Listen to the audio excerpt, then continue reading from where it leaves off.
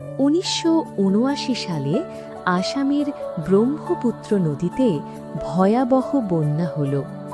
পানি নামার পর চারিদিকে শুধু শুকনো বালু আর নিস্তব্ধতা। সেই সময় এক তরুণ ছেলে যাদব পেয়াং দেখল গাছ না থাকায় প্রকৃতি যেন নিঃশ্বাস নিতে পারছে না।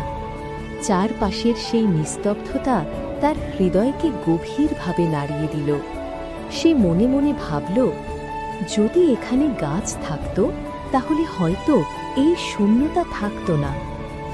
সেই একটিমাত্র ভাবনা থেকেই শুরু হল এক অসম্ভব যাত্রা। সে একাই গাছ লাগাতে শুরু করল। প্রতিদিন রোদে, জলে, ঝড় বৃষ্টিতে। অনেক সময় ঝড় এসে তার লাগানো ছোট গাছগুলো ভেঙে দিত। মাটিতে পড়ে যেত তার স্বপ্নগুলো। গ্রামের মানুষ তাকে দেখে হাসত, বলতো, এ পাগল, একা মানুষ বন বানাবে। কিন্তু সে থামেনি। ভাঙা গাছের পাশে দাঁড়িয়ে আবার নতুন করে শুরু করেছে। বছর পেরিয়ে গেল।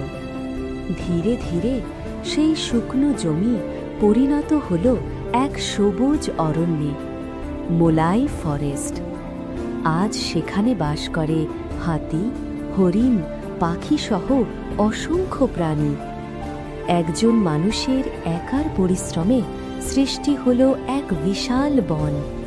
তার এই অসাধারণ কাজের জন্য ভারত সরকার তাকে দেয় পদ্মশ্রী সম্মান। এই গল্প আমাদের শেখায়, সবাই যদি তোমাকে পাগল বলে, তবুও স্বপ্ন দেখে যাও। একদিন সেই স্বপ্নই পৃথিবী বদলে দেবে।